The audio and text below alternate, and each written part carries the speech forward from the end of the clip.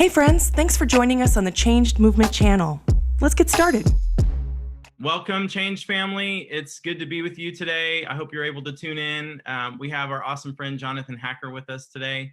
He is from Orlando, Florida, and has an amazing testimony, like everybody does on this group. But his has some unique aspects that are just really make this an incredible God story. So we're so happy to have Jonathan with us today.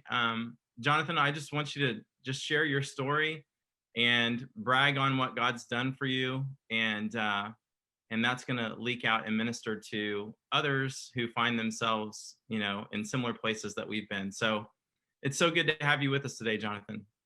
Thank you so much for having me. Good to see you too. Yeah, well, just jump in and let us hear what God's done in your life. Okay, well, I grew up a pastor's kid. I grew up in church all my life. My dad was a Pentecostal pastor, so I've been enriched in an intense church. Growing up, I was a loner kid. I didn't have that many friends. At a young age, I was molested by a man close to our family. So as you can believe, that it affected me my whole adolescence. I constantly questioned who I was and what was right and wrong, and so that affected me in middle school and high school. And I remember going to school and getting beat up and called gay and called everything else just because I was different. I wasn't even in that lifestyle, but I was just different. So that's what they did. That's what they called me. Wow. I didn't have that many friends. I still dated girls, but I was actually experimenting with guys because of what happened to me. And so at the age of 19, I met a girl and I thought I was going to marry her. I was in love. I lost my virginity to her and I was like, this is the one. And she broke my heart. So I made a vow that I would never be hurt again by a woman, and I started dating guys. At that time, I was living in Orlando with my parents. And just came back from college, and I was looking for a job. I didn't have a job. And so I looked in the back of this thing called Orlando Weekly, which is like a magazine that does local stuff. And in the back it said, models needed, male models needed. And I was like, well, this should be easy. So I called the number and I went over there, and that was my first introduction into the porn industry. I started at 19 doing magazines in the gay porn industry. I started making magazines and doing online websites. I knew that my parents would find out and they would not.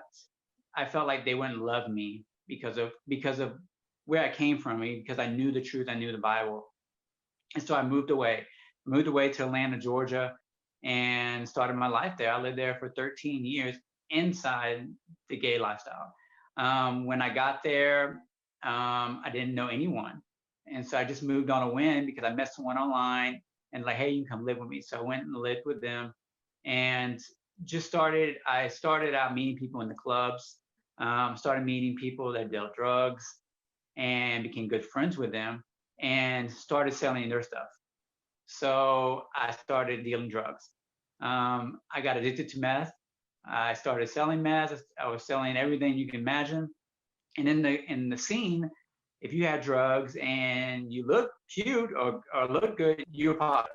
And that's what I was searching for my whole growing up, was to be accepted, because I felt so unaccepted. I never felt love because my father never told me he was proud of me. He never told me that he loved me, because later on in life, I found out that his father never told him that. Yeah. So, but at the time, I just felt it as a rejection.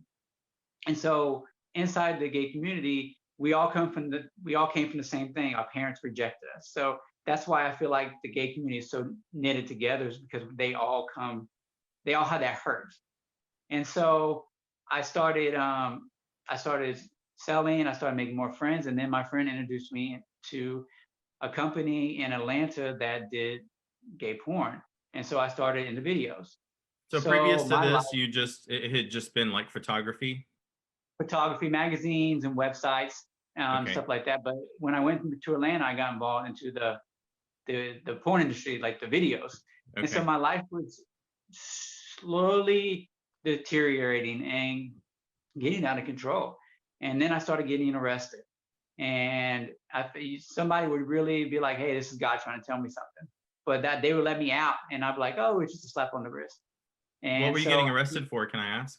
drugs, getting found with drugs on me, or I was at the wrong place at the right time, people say. Right, Like, right. they come from my friend, and I just happened to be there. And because I never went back to court most of the time, that I would have to have a warrant for me or something like that. So because of my drug use, I was getting arrested a lot. The judge that I saw my first time, he would see me every time because he was the drug court. And so he got tired of seeing me because what I found out later is that I was the longest open case that he had, because I think my first arrest was in 2004, I think. And 5 years later or 4 years later, I was still open because I was nowhere to be found. And so he was already mad at me. And so when I finally saw him, he's like, look, I'm going to put you underneath the jail. And I was like, okay, what does that mean? And he's like, you're going to go to prison for 10 years, because he was tired of seeing me, and he was mad at me. And so Wow. He told me, I haven't talked to my parents in probably 8 or 9 years. They didn't know where I was at, because I slowly distanced myself, because they would call me and I would be like, oh, everything is fine. And I'm living literally on the street, living in Piedmont Park. I'd have a pocket full of drugs, but I was still homeless. It was the strangest thing ever, because in my thinking, I didn't want to have an apartment because I was selling drugs, and I didn't have nobody to come to my house because of that. So it was out of control. I was literally homeless at some point, but God always sent people in my life to help me out and give me a place to stay. So, but he told me that he was going to send me to prison. And so I contacted my parents. I was like, look, I need money in my books. I need something. And yes, I did. I called my parents for selfish reasons. I called them because I needed money. Yeah. I didn't want to call them, but I needed money. And so they decided to come up and talk to my judge, and was like, hey, can we get him some help, because he needs help? And the judge is like, okay, so you're going to have to go find it. You're going to have to do all the work, because we're tired of trying to help this man. So my parents reached out to Andy Stanley Church. And they said, well, we don't have a program like that, but we know a place called No Longer Bound that at the time was partnered with Free Chapel, Jensen Franklin. Mm-hmm. So they Jeffrey went. McCall's church. Yeah, Jeffrey's church. And so they went and they talked to them, and they took all the information back to the judge, and the judge granted it. So the judge told me, if you do not finish this program, which was an 11-month program, I think, that you're going to go to prison for 10 years. So I was like, I could do 11 months at this program, because I thought my problem was drugs. My lifestyle, I thought that was just me, because I've lived it for so long that that's what I thought. And I thought that was my identity. And it wasn't. That's just what people told me. That's what I accepted. So I went to this program, No Longer Bound, to get help for my drug addiction. So when I got there, I think the first night I got there was a Wednesday night, and they would go every Wednesday and Sundays to Jensen Franklin's church. So that first night I was there, I remember going to church, and I haven't been to church in a long time. And so just that peace that I felt was awesome. And so I remember that night asking God back into my life. And I was like, look, I don't know what this is going to look like. I don't know how this is going to do, but I know this is what I need. So I started the program. And in the program, you had to forgive people that hurt you, and forgive yourself. And I think the hardest thing for me to do was to forgive myself. It was easier for me to forgive people because the person that molested me, honestly, till I was 30-something years old, I didn't even know it was wrong. I just thought it was something that happened because I had no one to talk to, no one to express it. So I just thought it was something that just happened. So, but I learned that, and when I was telling the story, they're like, you were molested. I was like, what? I was like, are you serious? And he's like, this is what happened. I was like, wow, I did not even see it. I was like, wow, that's a lot of why my whole adolescent life was full of questions and stuff. So I think the hardest thing for me to do was to forgive myself. And so but there I learned who my identity was in Christ. And I started this journey there to find out who God was, and that that I always thought God was so far away from me. I remember even in my addiction, my friends later on would tell me, "Hey, do you remember we were so high and we would talk the Bible?" And I was like, "What?" And they're like, "Yeah, you would talk about God and you would talk about the Bible and you said you would be married one day." And this is me living in the gay lifestyle. And they said you would say you would have kids. And I was like, wow. I was like, this is crazy that even in my stupor or whatever you call it, I knew it. Like I believed it, and I guess I was just speaking it. And so in that program, I was doing great. I rekindled my relationship with my family. They came up, and again, I wasn't focused so much on my gay lifestyle. Like I said, I came because of my drug, but in this process, I saw the lies that I believed, and I saw the lies that the devil tried to tell me that who I was and what I was, and that I would never be anything else but that. But when I found out that God was always there, I remember one exercise. They were like, "Okay, so we want you to ask God was He when you were doing all that stuff." And so I remember I was like, "God, where were you when I was having sex with all these guys or doing all these drugs?" And He told me, "I was right there." It was so profound to me because like He was right there and He saw everything, but He still stood by my side. No matter what, He stood by my side. And He never left. And so, like I said, I thought He was so far away, but He was literally right there. Wow. Like I didn't have to run to Him. I didn't have to search for Him. Like He was there. And He was just waiting for me to see it and to turn back around. So I got done with the program. And they wanted me to come back do a SLT, which is like a student leadership SLT, a student leadership program, to help people that are coming into the program because of my background. And so I was like, yes, that's awesome, because that's what I want to do. I want to help people. Of course, when God brings you out of something, you want to help people. So they told me, well, why don't you go home for a week? And I was like, okay, because I haven't been home in forever. And they're like, why don't you go home for a week and then come back and you'll start the other program? I was like, great, this is what I want to do. I'm on a big high, Jesus high. I was like, yes, let's go. So I went home, and the last day I hung out with a friend and I ended up smoking crack. Now, crack was never my thing. I was always meth. I was shooting up meth or smoking meth or whatever way I could do it. But I did it. And at that moment, my 15 minutes, after that moment, I knew that what I had to do. And I told my parents. I remember driving back from Orlando crying because I knew what I did and all the work I put into it. And I felt so defeated. But what I learned in this program is that when you fall, you have to get back up. Yeah. And that you can't have secrets, because secrets will destroy you. And you always have to be upfront with people. And so that's what I learned. I mean, I learned a lot of things, but that stuck in my head. So I went back and I told him, I was like, hey, I need to have a conversation with you. I smoked crack and I just want to be upfront. And they're like, well, we would have never known that. We would have never drug tested you. We would have never asked you. I said, but I want to be able to tell someone in that situation that I don't do that, and then I've overcome it and you can't too. So I told them, I was open and honest with them, and they're like, well, we're going to go have a meeting. I was like, I'm in big trouble. Like, and so they came back and they said, hey, we want you to start this program over again. And I was like, okay, I'll start it over again. The 11-month program? 11-month program. Wow. Because that's what I wanted to do. I knew I messed up, and that's what I wanted to do, because I knew that's what I want to do. So I stayed for 2 months, and then I was like, I'm going to go because I was over it. And they're like, well, why don't you go talk to God? And I said, I don't want to talk to God because I know what He's going to say. Because we journaled a lot. Because every morning we journal and talk to God. So I knew the answer that I would have got from Him. So I didn't want to hear it. So they let me go, and within an hour, I was back in the streets of Atlanta high. So I was like back into the LGBT style. My friends, I lasted a year. And got this story is incredible. I'm sorry. Okay, keep going. So I got arrested again on a crazy thing. They came to my friend's house and said, hey, we got a call that someone was trying to break into this house. Well, the owner of the house was with me. And so he's like, well, I'm the owner of the house. And we were on a third story. This is okay. It's an apartment.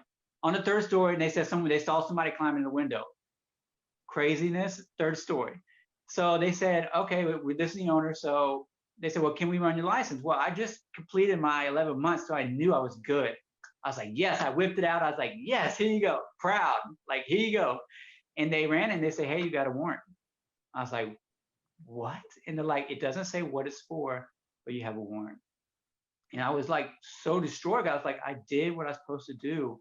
I was like, what is B? And the cop said, I don't know what it's for. It just says a warrant. And so we just have to take you in.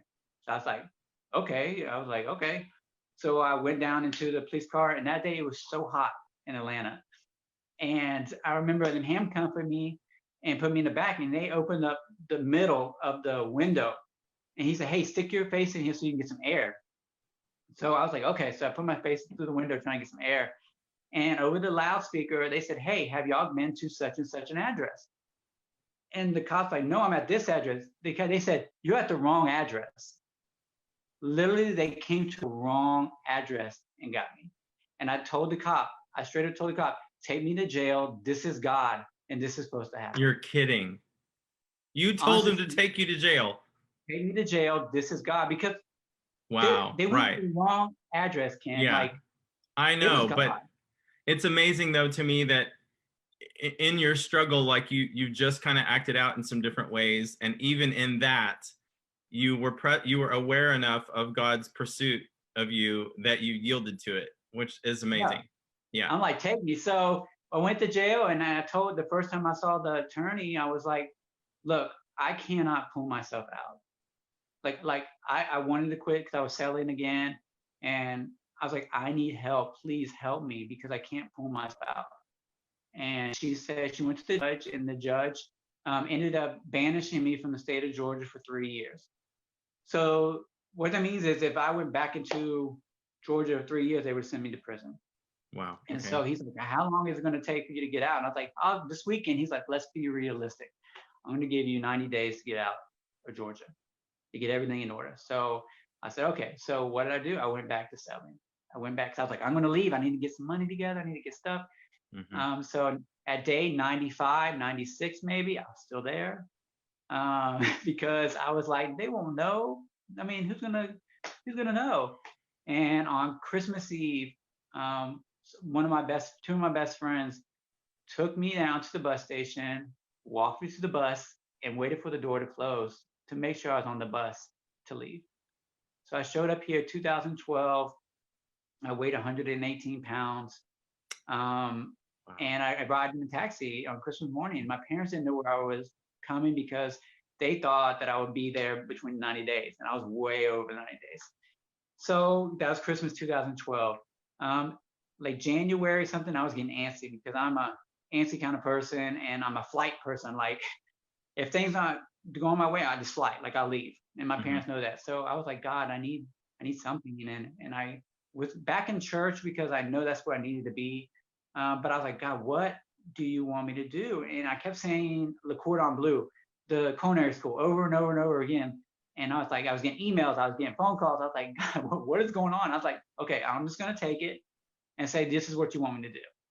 So I went to the school, to Le Cordon Bleu, and I was like, hey, I want to sign up for classes. I was like, I can't afford it, but I want to at least try it. And the guy's like, well, here's the paperwork, fill it out, and then we'll see what happens. So the first sheet was like, do you have a felony? Have you ever been arrested? I was like, yep, I got a bunch of them. And so there was maybe 8 lines. So I filled out the 8 lines and then turned it over the back and filled out the rest because I have a bunch of them. And I handed it to him, and I was like, I don't know how I'm gonna pay for it. So he's like, okay, so he's running. So like 10 minutes later, he came back and he said, you got accepted. And I was like, how? And he's like, because you were a convicted felon, the government gave you grants to go back to school. So what the devil tried to kill me with, God was using it for his glory. And so I went back to school. I went to Cordon Bleu. I finished with a 4.0 GPA, high honors, and Dean's List. I mean, like, it was awesome. God is awesome. And so I got done with the culinary, and I was like, wasn't making the money. But I was still like, God, I know this is what I'm supposed to do. So I kept doing it. and I was still in church. I was singing in the choir. I was helping with a ministry that helps women on new beginnings, women that are coming off of drugs or coming out of abusive relationships, and help them find home and discipleship with them. So I was helping them with culinary stuff, and so I was just serving because I didn't know anything else to do but just to serve.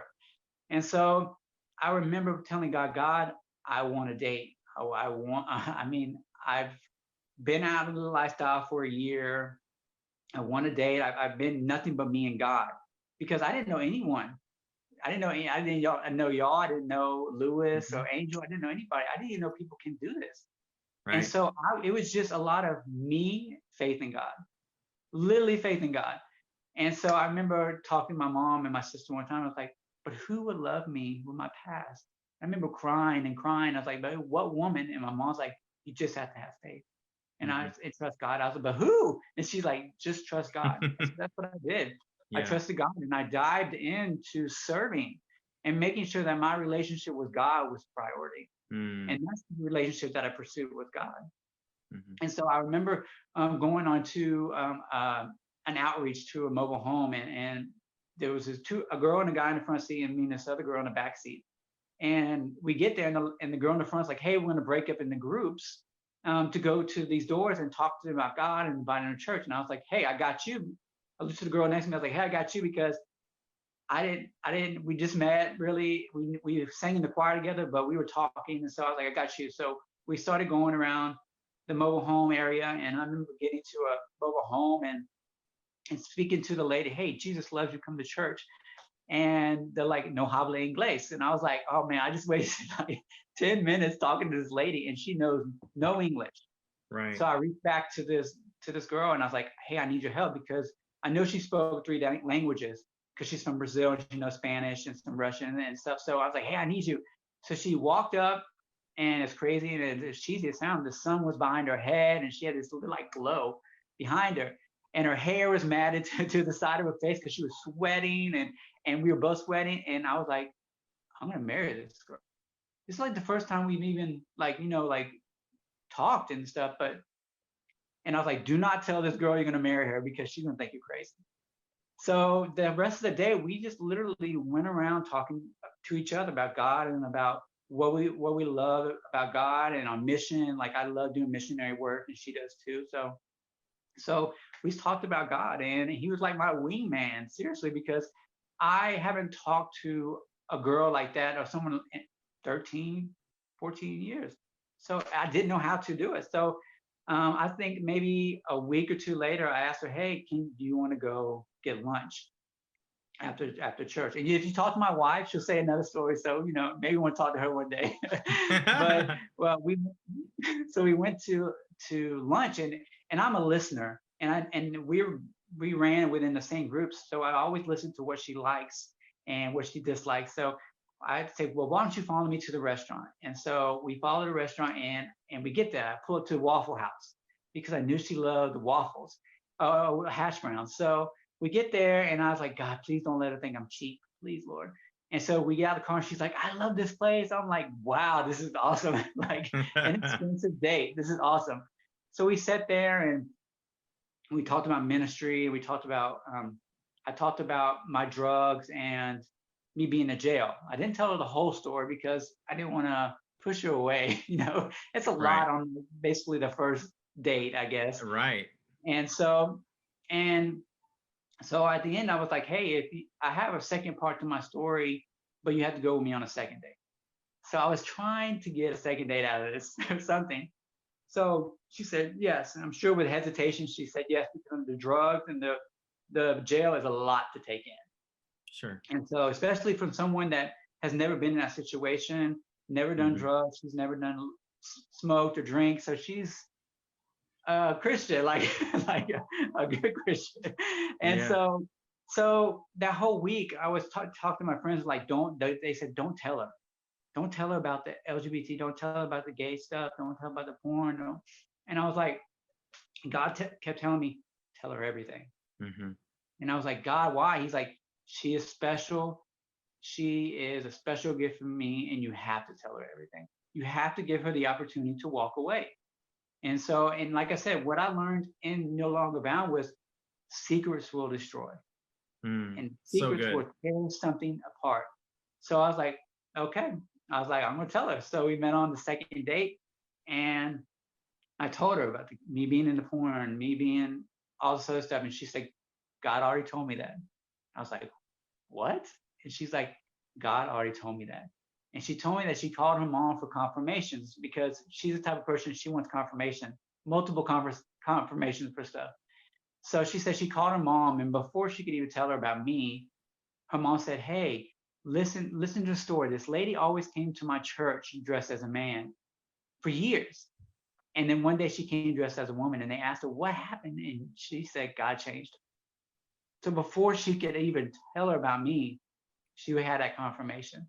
Wow. So we started dating. I think in September, we started dating, and I asked her to marry me in December because I knew, I was like, if anybody can accept that and know because of God, he could change and do anything, then that's the person. That's the person for me. And it's so funny because she said, God told me you either believe the blood can change someone or you don't. And she said that was the defining moment in it. That when God said that, she knew that you have to believe the blood can change anyone and do anything.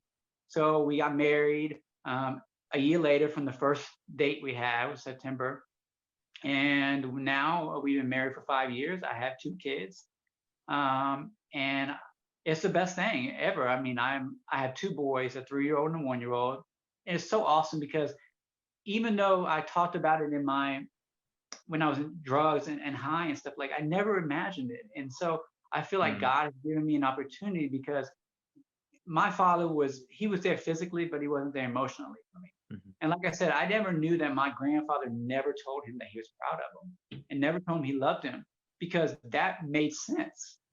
And I realized that as a younger person, I saw this as rejection and I fell in love, but he did what his father did. And so I tell my kids every day I love them, that I'm proud of them. They're probably going to get so tired of me telling them, but because I want them to know. And now they say it back to me all the time without me even saying it. So I know what I'm instilling in them. And I feel like God has given me an opportunity to relive and to fix things that were broken in my life. And so that's what I'm so proud and happy about my father. My father's in my life always, and especially in my kids' life. And I see him enjoying this and teaching them, and it just makes me happy that I have a better relationship with my father. And so now I'm involved with Fearless Identity. You know that. I do. I got introduced to Lewis and Angel because I reached out to the people doing the Freedom March, and so now we're best friends, we're brothers, and I love it. And I like I said, I did not know that people could come out of the LGBT lifestyle. And I was so alone. And when I met them, I was like, this is what I need. I need people that I could talk to that know where I'm at and know what I'm going through, and also be there for them to show them that anything is possible with God, and that you just have to walk in obedience and do what he says. And sometimes it doesn't look the way you want it to look or act the way you want to act, but God has a plan, and that's all we need to do is just to walk it out. Incredible. God's good. So you didn't go through any type of a program or anything as far as your sexuality? No, I've never had no, I haven't talked to nobody. No conversion therapy, no nothing. I mean, literally, it was me and God. And I think my therapy was talking about it. Because, the word of your testimony. It's the word of your testimony. So it was literally me and God in a bunch of faith. And what I had to do whenever I came out of lifestyle, I had to get rid of everything. Like everybody on Facebook, you're gone. Everybody that was in my lifestyle, gone. And now I have those people back in my life, but it's because I'm witnessing to them. Like they know where I stand, and they know what I stand for, but they also know I don't judge them, because I feel like that's what some people in the LGBT community think, is that all Christians are going to judge them because of people in the past, what they have done. And I love them. Like I can't imagine me not loving them, because that's where I was at one time, and I know what they're going through, And I think that's all we could do is just plant a seed and water it. I mean, we can't change anyone, and we're not supposed to change anyone.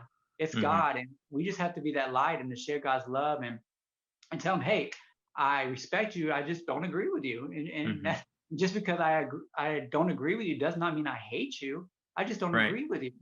And so that's what the people in my life now that are in the LGBT lifestyle, they know me. I love them. I'll fight for them. And so that's what I want people to know is that we are coming out of a place of love. And I know people were, I was talking to you earlier about people calling me homophobic and transphobic and other thing that don't know me and don't know my life, and what God has done for me, because they don't understand the mercy and the grace of God. And I guess we'll talk about what I'm doing now, what I just got done talking about. But that's why I was running for school board. Is one, to protect our kids, because you live in California, so you know what the public school system is going through, especially with this comprehensive sex ed. And I feel that it's wrong and it's pushing people and taking someone that their innocence was taken at a young age. I know what that's like, and I know the harmful effects of it. So I want to fight for it, and I am gonna fight for it. And I know what it's like to go to school and get beat up because people said you're gay and be so. I want to make sure that kids respect people. Now I don't want to get confused. I'm not confirming people. But every person, no matter if you're black, white, Muslim, Jewish, anything, you need to have respect for people. And you need to let them know, I respect you, I just don't agree with you. And I think that's where we have lost our way in the public school systems, because you can see it. People don't respect people. And so people want to push acceptance when all along they want somebody to respect them. And so I've been called everything. I was talking to you earlier. I've been called everything. I've been told to keep my God daddy out of public school. And it's like, I'm not pushing God into the school system.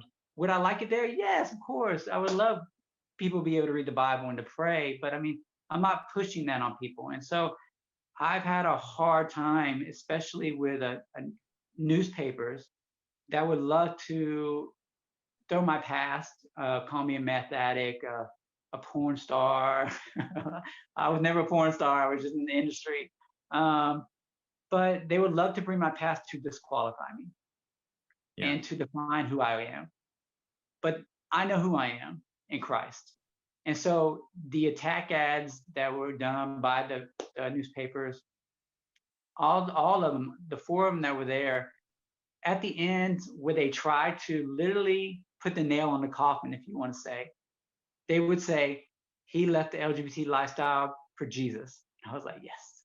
He left the meth addiction for Jesus. Literally said those words in a magazine that is very left and very critical on Christians.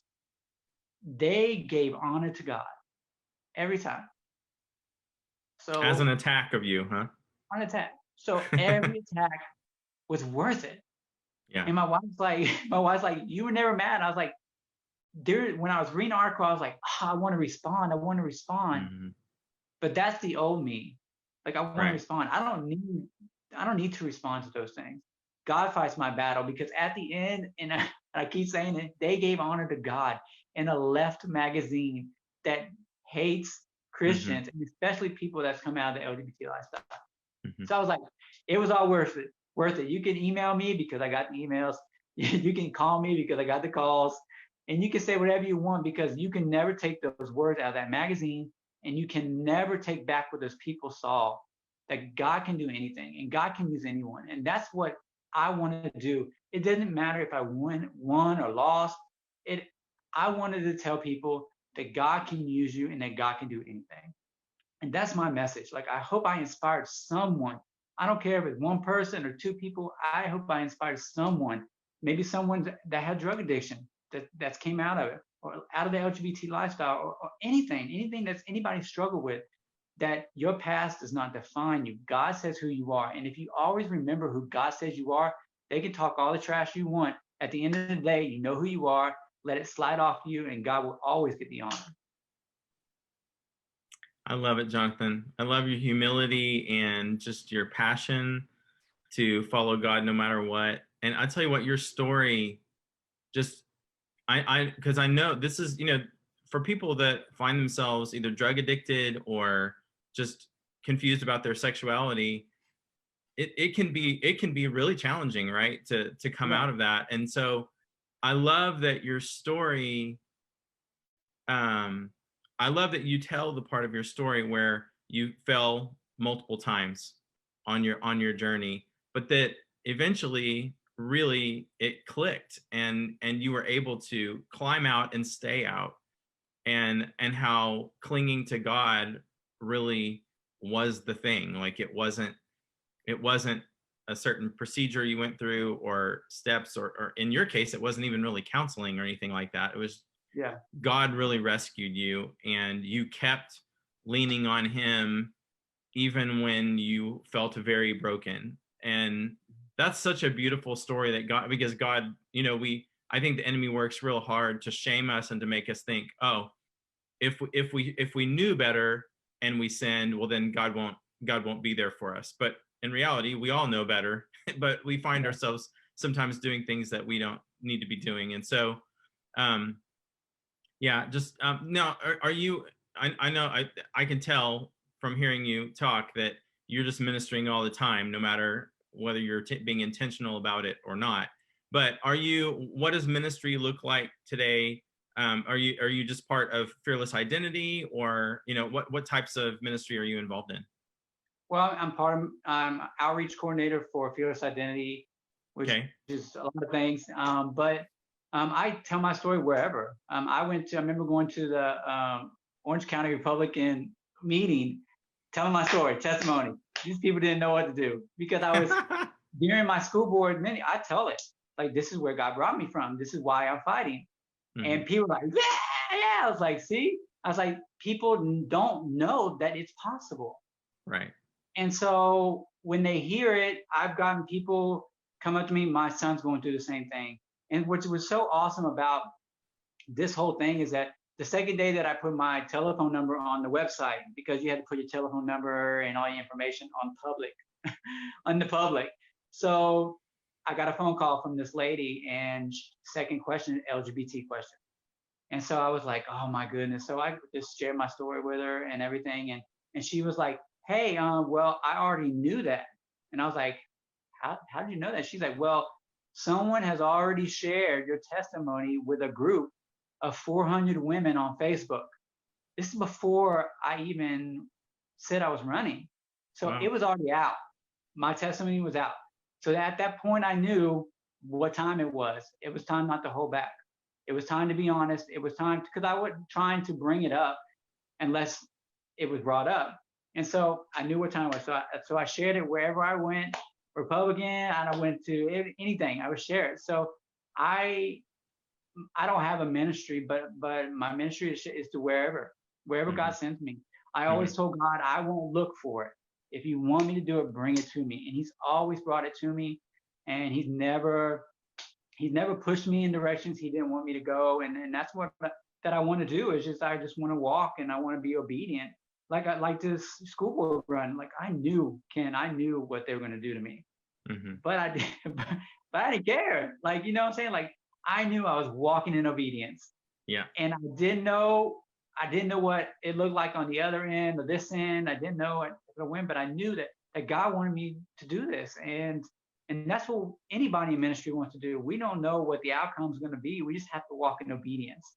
And so that's what I'm continuing to do. And that's what I want to do. I don't know what I'm going to do next. I just need a vacation because it's been a year of attacks and a year of just stress, but God is faithful, and I'm at peace with the results. I was at peace the day it happened, because I know God, and there's something going to come out of this. And it wasn't just for me, it was for everyone else. When God brings you out of something or heals you, the healing isn't for you, it's for everyone else, to be a witness to everyone else. And so I remember me calling my kid's school and the church, and I was like, hey, this is what's going on. I'm running for school board. you're going to get calls, you're going to get stuff, just trying to protect my kids. And they're like, the lady's like, well, why? And this lady's like, why? And I told her, and she said, my son's going through the same thing. Mm-hmm. I was like, look, God is using things to reach people. And you may not know why you're doing this, or you might be like, why am I going through this persecution? And then this happens. Like, I would have never reached out to this lady to tell her why I'm running. And because of that, we had a 30-minute conversation about her son. And I was able to minister to her. And she said, I needed that right now. I needed it so much. And so that's what it's about. Like, people are always going to hate, and people are always going to try to bring up the past to disqualify, but you just have to walk in obedience and know that you will be persecuted because Jesus was persecuted. I mean, he said we will be persecuted more because of this. So I'm open to anything. I'm open to go where God has for me to open. And I don't know what's next. I'm excited because I know that I didn't go through all this for nothing. And so I've learned a lot. And so I'm going to take that and do something with it. Beautiful. Would you mind praying for, the people that'll be watching that, have found themselves, maybe they were sexually violated like you were, or maybe they've found themselves stuck in a drug or alcohol world, or maybe they just have blown it again. It's like they found some freedom for a period of time, and then they fell back into porn or acting out sexually, or and it's like they need that hope. They need God to be as present for them as he was for you. And would you mind to pray for people? Sure. Yeah. God, thank you so much for this opportunity. God, thank you that every time I failed, you were there to pick me up. Thank you for every time that I messed up, you were there to tell me that it would never, ever take the love that you had away from me. God, I thank you for the valleys, and I thank you for the mountaintops, because in the valleys, that's where I leaned to you, God, and that's where I found who you truly were, God. Thank you for everyone on here, God, that is going to watch this, God. Everyone that's struggling, God, I ask that you just go with them right now and to let them know that you will never leave them. No matter what anyone says or what anybody does, you will never leave them. And you're just right there, God. There's nothing that they could ever do to take the love that you have for them, God. You are never mad at them, that you will never stop loving them, God, and you will never stop pursuing them. Just like you never stopped pursuing me, God. God, give them strength. Let them know that they have to get back up, that they have to keep on fighting, and that we are there for them as a community, as a church, as friends, and as families, God. God, let this speak to a parent, to let them know that there is hope, God. Let it speak to someone that has a friend, God, that let them know that they need to plant a seed. We cannot change anyone. God, you are the only one that can change someone, God. And right now, I ask you to water the seeds that we have planted. Water the seeds that the parents have planted inside their children and inside their nephews and family members. God, let it grow, God, and never, never stop telling them that you love them, God, because you will always love them. You will always look out for them, God. Let us be witnesses. Ken, me, Lewis, Angel, everyone in the Change family, everyone in Freedom March. Let us continue to grow, God. Give us provisions, God, to do what you have us to do, God, because we don't do this for us. We do it for you, and we do it for the next person to know that you can do anything and that you can use anyone and that nothing can stop them if you're in it, God. So I thank you again for this conversation, God, that has allowed me to share my heart, share what you have brought me from, and share what you have allowed me to overcome and to face against, so that you are honored and that you will be glorified. In Jesus' name, amen. Amen. God bless you, Jonathan. You have an amazing story and a big God. It's just, he is a big God. Yes. It's just awesome to hear. Encourages me. You changed me, I'm sure, in some ways, just hearing your story. Amen. To God be the glory. Yeah. Amen. Okay. Well, love you. Appreciate you. And we will talk with you again. All right, Ken. Love you too. All right. Bless you. Bye. Thanks for watching. For more info, head over to our website, listen to our podcast, or find us on social media. And remember, change is possible.